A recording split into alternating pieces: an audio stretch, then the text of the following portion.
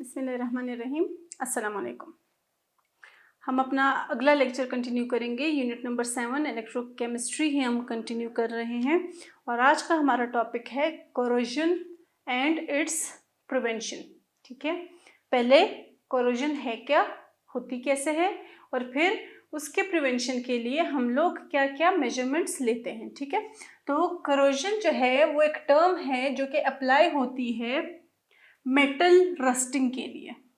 इसको अगर आप आसान अल्फाज में समझना चाहो तो जंग जो लगता है, ठीक है, चीज़ों को जंग जो लगता है उसको हम रस्टिंग कहते हैं। ये जो जंग लगता है ये मेटल्स को ही लगता है, ठीक है, तो उसको हम कहते हैं मेटल रस्टिंग। और मेटल रस्टिंग के लिए ही टर्म यूज हुई है कोरोजन की, यानी साइंटिफिक टर्म जो यूज होती है मेटल रस्टिंग के लिए वो है कोरोजन की। अब कोरोजन जो है वो होती क्यों है, वो इलेक्ट्रोकेमिकल प्रोसेस की वजह से होती है।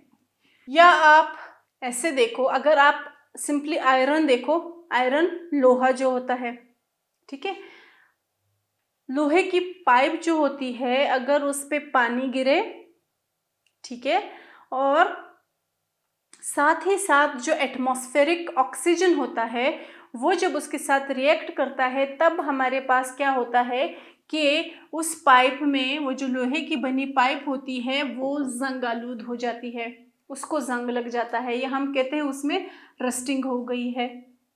तो उसी प्रोसेस के लिए हम टर्म यूज करते हैं कोरोजन की, यानी कि वो जो पाइप है वो कोरोड हो गई है।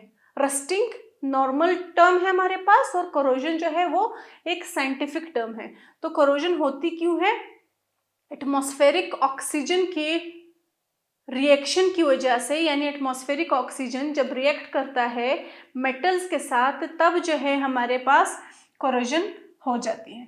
ठीक है जी, तो आप जो है आयरन की कोरोजन, यही जो लोहा होता है उसकी कोरोजन से तो हम सब भी वाकिफ है ना, कि लोहा जो है वो जंग आलूद हो जाता है, और वो जंग जो है वो कौन से कलर का होता है, वो रेडिश ब्राउन कलर का होता है।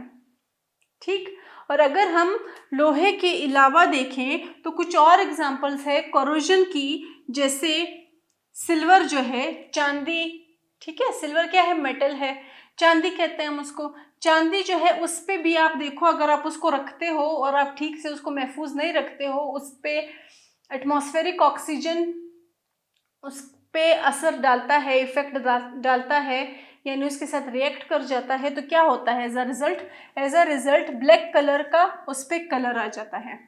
ये अलग बात है कि जब आप उसको वापस धोते हो तो वो वापस साफ भी हो जाता है। ठीक है, ये बात याद रखिएगा कि अगर आप कोई ज्वेलरी ले रहे हो और वो ज्वेलरी बिक रही है चांदी का कह के, तो उसका आप कंपैरिजन भी ऐसे कर सकते हो कि चांदी की ज्वेलरी काली पड़ती है लेकिन उसके बाद वापस धोने से साफ भी हो जाती है। ठीक है, ये चीज़ याद रखिएगा, ये एक उसकी स्पेसिफिकेशन है।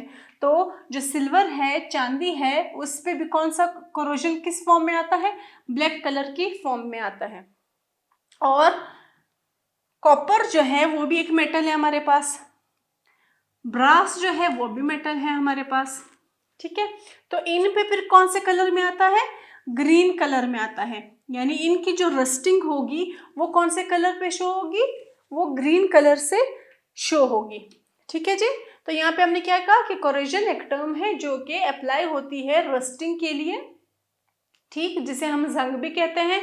और ये जो जंग होता है ये मेटल्स को लगता है, यानी ये सिल्वर को भी लग सकता है, कॉपर को भी लग सकता है, आयरन को भी लग सकता है। आयरन को रेडिश ब्राउन की फॉर्म में लगता है, कॉपर को ग्रीन की फॉर्म में लगता है, और सिल्वर को ब्लैक की फॉर्म में लगता है। और क्यों होता है, ये एटमॉस्फेरिक ऑक्सीजन के रिएक्ट करने की वजह से होता है और इलेक्ट्रोकेमिकल प्रोसेस की वजह से होता है। ठीक है जी, क्लियर हो गई यहाँ तक बात। अच्छा जी, ये हमारे पास एग्जांपल्स है। सिल्वर देखो, ये देखो सिल्वर, इसके बीच में कैसे जंग लगा हुआ है, ठीक है, काला पड़ जाता है। लोहे को अगर आप देखो तो अगर आप अपनी पानी की मशीन देखो या कोई और पाइप देखो जो कि लोहे का बना हुआ हो, उसको आप देखो, या फिर आप नलके देख सकते हो जो लोहे के बने होते हैं, उनमें भी यही होता है कि रस्टिंग हो जाती है रेडिश ब्राउन कलर की। ये हमारे पास है कॉपर का, ठीक है। अगर कोई पाइप कोई वायर कॉपर की बनी हुई है तो उसमें जब रस्टिंग होगी तो वो ग्रीन कलर की होगी। और ये है हमारे पास ब्रास, इसमें भी जब होगी रस्टिंग तो कौन से कलर की होगी, ग्रीन कलर की होगी। क्लियर हो गई यहाँ तक बात। फिर हम आगे चलते हैं। कोरोजन जो है उसमें डिटेरियोरेशन हो जाती है किसकी, प्रॉपर्टीज की जो कि किसी मटेरियल में मौजूद हो। यानी फर्ज करो एक मेटल है, आयरन है, ठीक है, तो आयरन की अपनी कुछ प्रॉपर्टीज है, सही। या आप ले लो कॉपर है, अब कॉपर को किस प्रॉपर्टी की वजह से यूज किया जाता है, कंडक्टिविटी की वजह से, तभी उसको इलेक्ट्रिसिटी के वायर्स में यूज किया जाता है ना। तो हर मेटल या हर मटेरियल की कुछ कोई ना कोई प्रॉपर्टी होती है, लेकिन ये जो करोजन है ये उन प्रॉपर्टीज में बिगाड़ पैदा करता है, ठीक है, डिटेरियोरेट कर देता है उसको, यानी उसमें बिगाड़ पैदा कर देता है। और वो प्रॉपर्टीज होंगी भी कौन सी, वो एसेंशियल प्रॉपर्टीज होंगी जिसकी वजह से, जिसके बेसिस पे वो पर्टिकुलर मेटल्स यूज हो रहे हैं। क्लियर हो गई बात। अच्छा जी, फिर हम क्या कहते हैं कि जो कोरोजन है वो एक्चुअली रिजल्ट है रिडॉक्स रिएक्शन का, जो कि ऑक्सीजन की प्रेजेंस में, मॉइस्चर की प्रेजेंस में और एसिडिक ऑक्साइड्स की प्रेजेंस में होता है, ठीक है। यानी एटमॉस्फेरिक ऑक्सीजन, एटमॉस्फेयर में जो मॉइस्चर है, जो एसिडिक ऑक्साइड्स है जैसे कार्बन डाइऑक्साइड, वो एसिडिक है नेचर में, एसिडिक ऑक्साइड्स है, इन सब के होते हुए रिडॉक्स रिएक्शन में कोरोजन होती है, ठीक है। यानी कोई रिडॉक्स रिएक्शन हो रहा है और उसके साथ साथ हमारे पास ये भी सारा कुछ आ रहा है, तो ये जो ऑक्सीजन है ये उन रिएक्शंस के साथ रिएक्ट कर जाएगा, रिएक्टेंट्स के साथ, और हमारे पास क्या बन जाएंगे, हाइड्रोक्साइड्स बन जाएंगे, हमारे पास रस्टिंग हो जाएगी। कोरोजन जो है वो मेटल्स को डैमेज करती है, कन्वर्ट करती है उनको ऑक्साइड्स में और फिर हाइड्रो ऑक्साइड्स में, ठीक है। पहले ऑक्साइड्स में कन्वर्ट करती है, फिर हाइड्रो ऑक्साइड्स में कन्वर्ट करती है। तो ऐसे ही हमारे पास जो उसकी प्रॉपर्टी है वो भी क्या हो जाती है, रिड्यूस हो जाती है। क्लियर हो गई बात। जैसे आयरन को, आयरन क्या है, मेटल है ना, जो हम लोहे की बात कर रहे हैं, आयरन को कन्वर्ट कर दिया जाता है किसमें, मॉइस्ट फेरिक ऑक्साइड में, ठीक है। मॉइस्ट फेरिक ऑक्साइड में वाटर के मॉलिक्यूल्स भी इसमें मौजूद है, तो इसका मतलब मॉइस्चर तो आ ही गया, मॉइस्चर आ गया तो इसका मतलब एटमॉस्फेरिक ऑक्सीजन ने रिएक्शन कर लिया, एटमॉस्फेरिक ऑक्सीजन ने रिएक्शन कर लिया तो इसका मतलब क्या हो गया, रस्टिंग हो गई हमारे पास, ठीक। तो ये एक एग्जांपल है कि कैसे कोरोजन मेटल्स को डैमेज करती है, कि पहले उनको ऑक्साइड्स में कन्वर्ट करती है और फिर उनको हाइड्रो ऑक्साइड्स में कन्वर्ट कर देती है।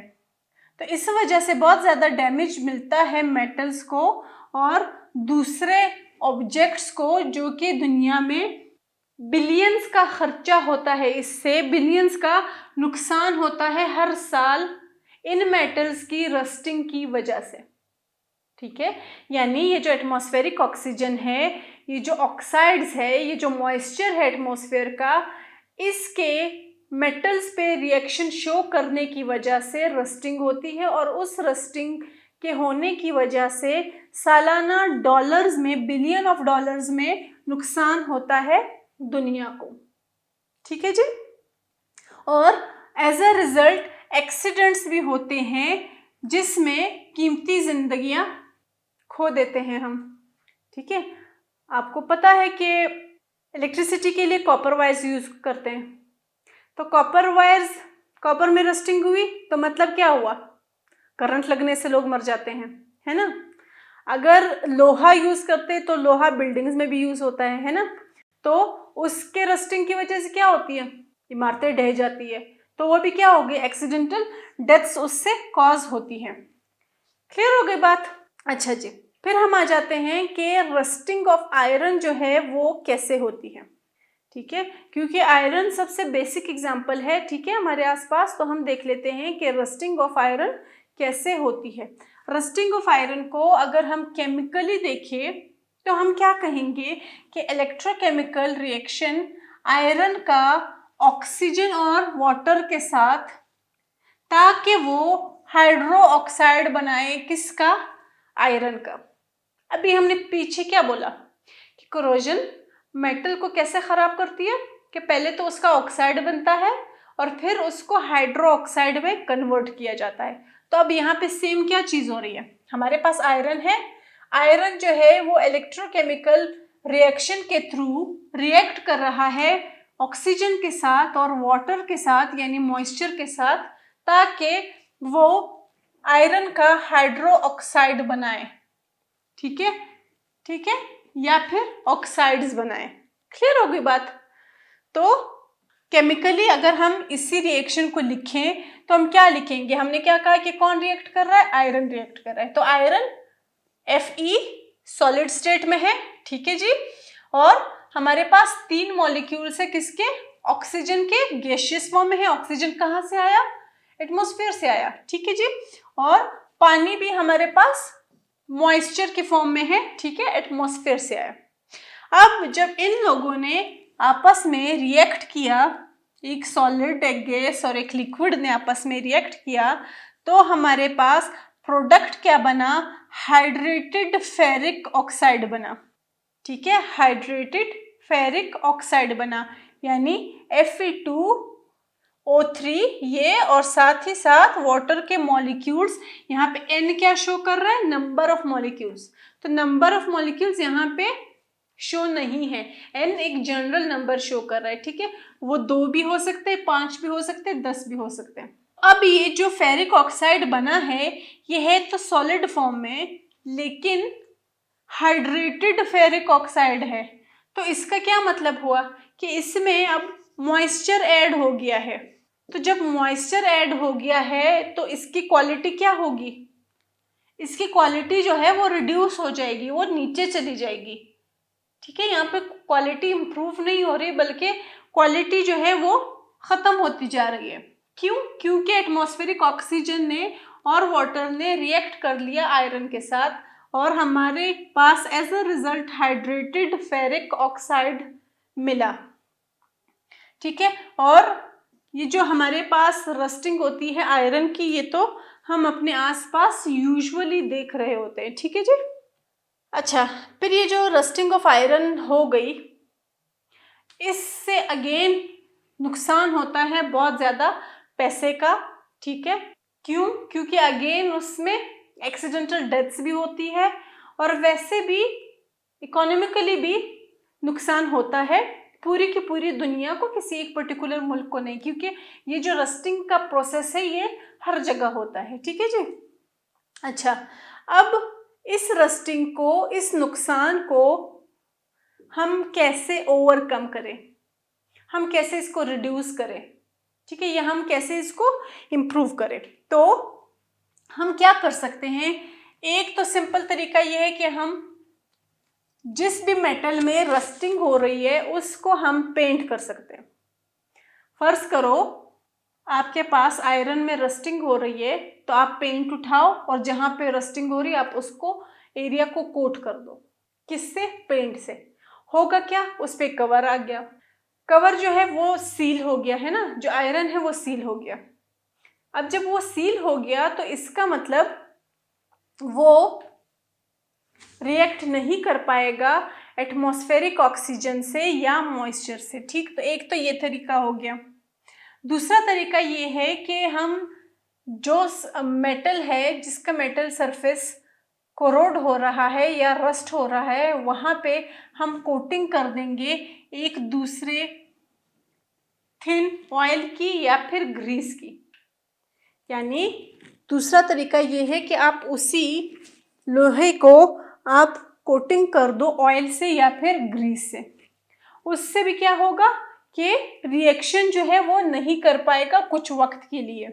किसके साथ? एटमॉस्फेरिक ऑक्सीजन के साथ।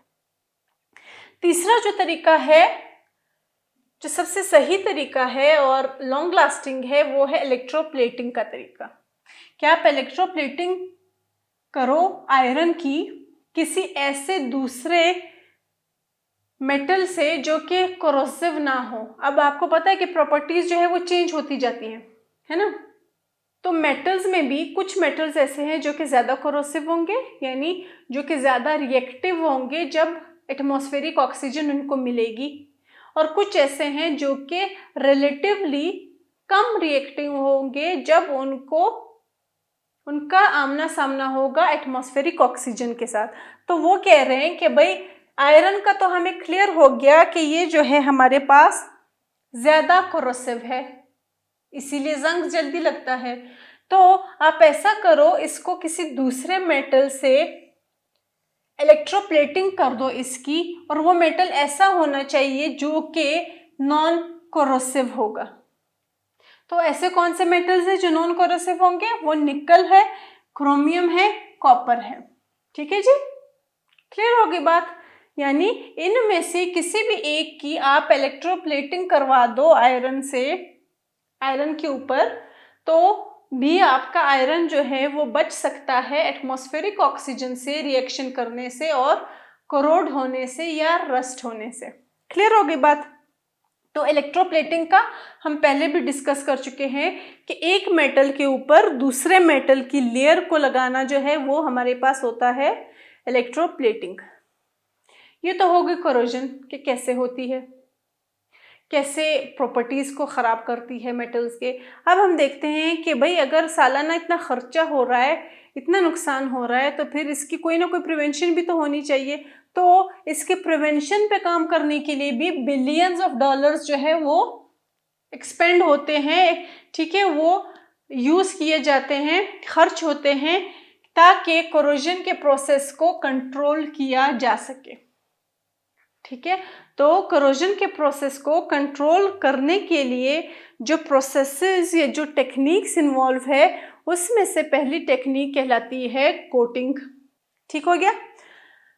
कोटिंग जो है वो सबसे कॉमन और सिंपल मेथड है। ठीक है, नाम से ही जाहिर है। और किस लिए यूज होती है? प्रिवेंशन ऑफ कोरोजन के लिए, यानी जब कोरोजन नहीं हुई होती तब आपने ये काम करना है। ठीक है, क्योर नहीं है, प्रिवेंशन है।